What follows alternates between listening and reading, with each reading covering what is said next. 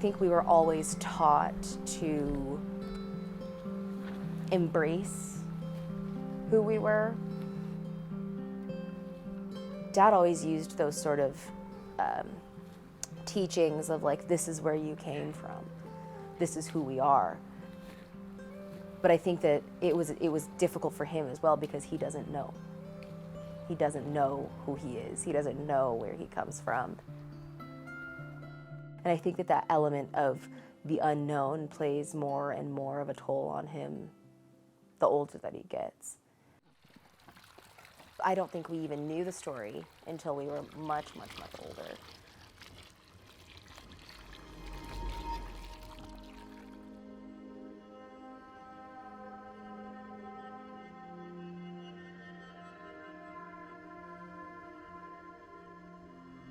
I remember that she packed up some clothes and we went into town because that was something that I always loved to do with my mom. And we went into town and we would always get food and we played in the park and different things like that. And I remember her going into town with me. And at that time she thought, oh, you should come see this building. And I remember her bringing me to this building and all I remember was this white gate. And we met some people at the gate and she said, well, why don't you go in and see what it looks like? And I went in and all I remember was the gate closed. I was not allowed to leave. And my mom came a few times to talk to me through the gate, probably about 2 to 3 times, and then I didn't see her anymore. And so it was kind of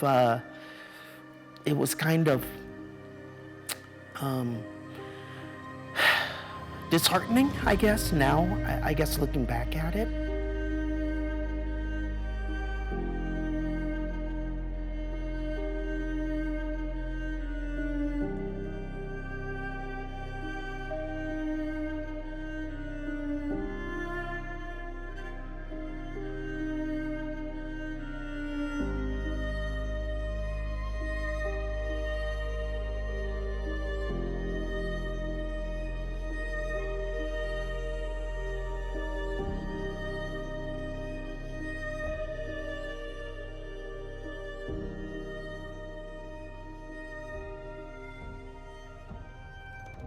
The Americans think that the Vietnam War was an American tragedy.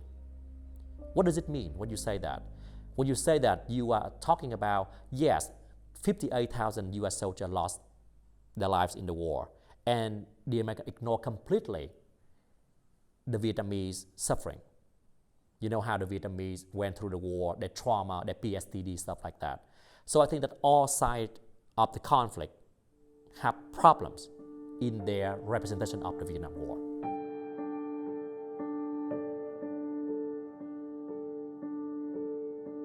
Army Asians are children whose fathers were US soldiers and mothers Vietnamese. If you are the mothers of the Army Asian, basically, the communists would label you as, oh, you must have been a horse during the war, that's why you slept with an American. You must have been, let's say, friends with the American imperialists. So all of those labels were put upon the mothers of Army Asians.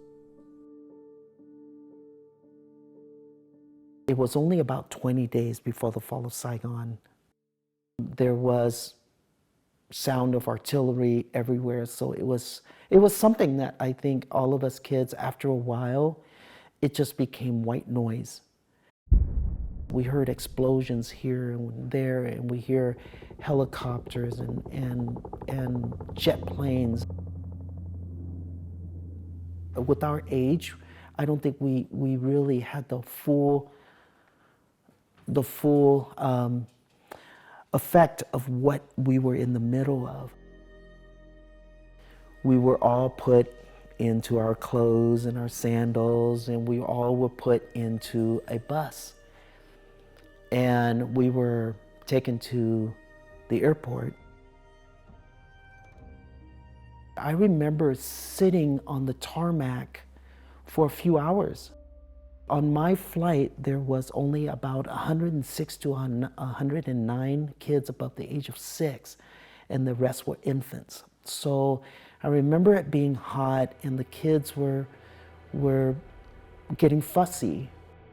I remember seeing these huge planes come in, and I remember them rushing us on as quickly as we can.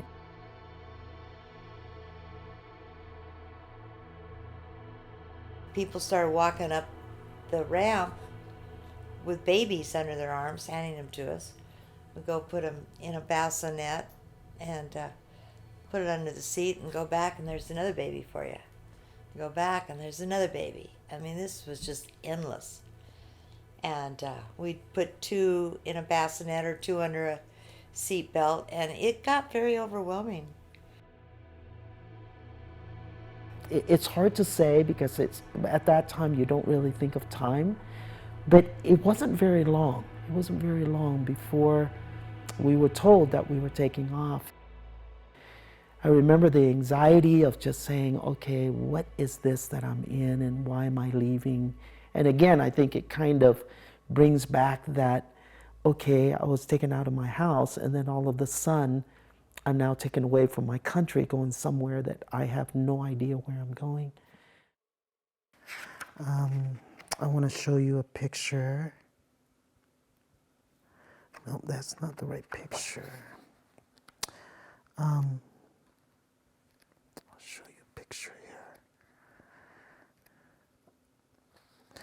So this is me.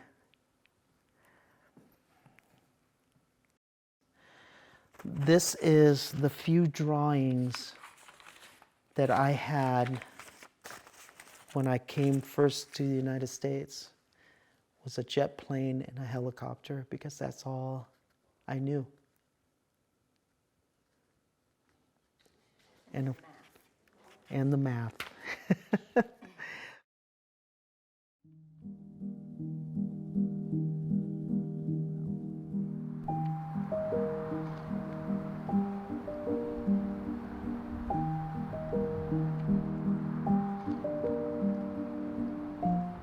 So I think people who don't make the wine never appreciates the process, that it's just a time-consuming process that just takes forever. Okay. Zoom out. Put it down.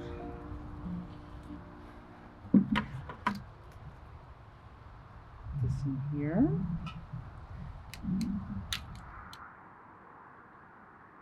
This process is called cold racking. So overnight, tonight it'll probably be in its 40s. And the colder it is, the more the solids will settle down to the bottom. And that's how they do for like beer and other wines when you clear it. So the colder it is, the more it settles. And so you wait for about a week, and then you do this process again. Then the bottle process starts. And then you process you filter it, and then you bottle, and then you got yourself your wine. I know, you guys are like, why are we outside? We're not doing the wine.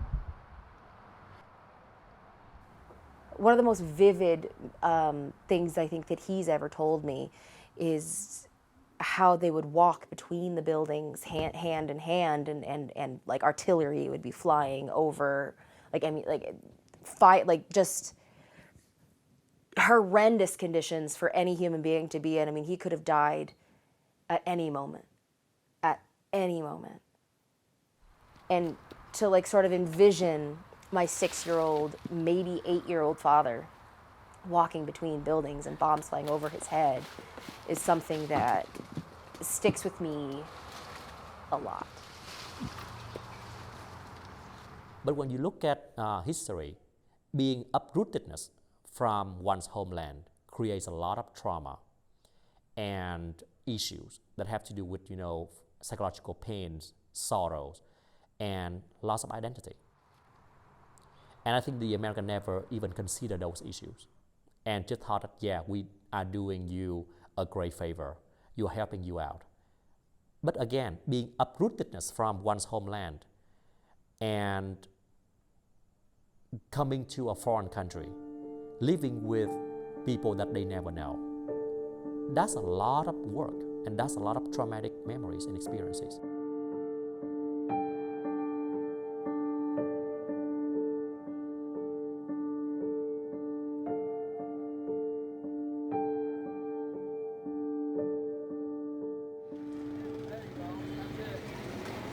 This is the street that I walked up before I was then brought to these gates right there where I was put in the orphanage 30 years ago. This is the building. What is left? Now a lot of the kids are going back to try to trace their roots, try to find family, which is wonderful if they can, but a lot of them can't. I mean, some of the paperwork was just made up to get them on the airplane because the Vietnamese authorities were being very pedantic about the whole thing. Well, we've got to have names and dates, and so some of the adoption workers were just making up stuff at the end to just get them on the airplane. So a lot of these kids, some of them have found people through DNA testing, and some of them will never be able to figure out their origins. And they all wish they could. Everyone wants to know who their mom is. And it's a heartache that they all carry, I'm sure. Okay, as a Holt orphanage, thank you, God, for allowing me to come now. This is my final goodbye. Thanks. Thanks for protecting me for 8 months and bringing me back to the United States. Because a lot of people will start asking the question, who am I? Why am I here? Who are my parents? Or who were my parents? Where are they now? What kind of connection do I have with the host family? What kind of connection do I have with, the people at home? Am I an American or am I Vietnamese or am both? Where's my homeland? So all of those questions have to do with, identity. And I think a lot of little boys and little girls probably didn't ask those questions when they were young. But when they are older and they start to look at history, they start to look at themselves, look around them, they start to read more, they will question. I think whoever that woman was that picked him up in the hospital, she didn't have to do that. But she must have seen something that nobody else did. And I think it's sort of our mission to make that worth it for her. Because we'll never know who she is. We'll never know where she is. We don't know if she's alive. We have no idea. But I think that just to give that component of honor to those people that helped us get here. I would love to tell her, you know what? Thank you. Because you could have easily aborted me just like any other child during this war. Thank you for holding on to me. Thank you for carrying me. Thank you for putting me in a safe place and allowing me to be picked up and to be cared for. And thank you for walking away. I'd love to find her. I'd love to find her. I don't know how I do it, but I'd love to just live with this hero image of who she is. And I think to this point, I'm happy and I'm satisfied. So, sorry.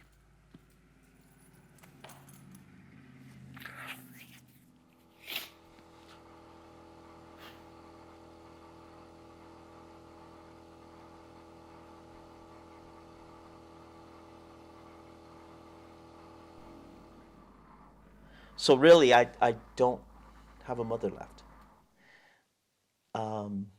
But I kind of look back and kind of say, well, when they say, well, how does it feel to lose your mother? And I always ask myself, okay, so which mother are they talking about?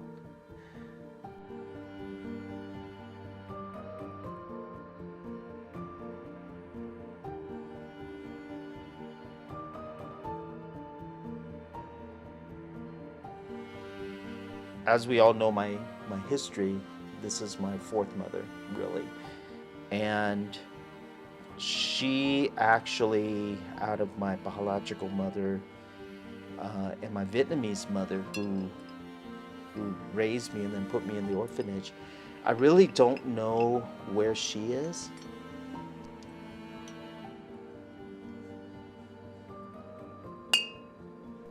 You have to just say you can't live in the past. You can only live in the present, and then you look forward to the future.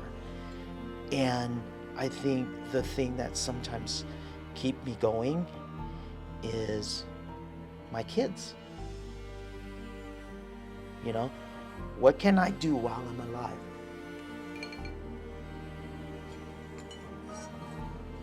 I think that with what I have gone through as an orphan, I have gone through as being, you know, coming to a different country with no family, and starting all over, I think it's a survival. I think I go into that survival. I do whatever it is to survive, because that's all I know. I just keep living. Yeah, I think it's survival. Yeah.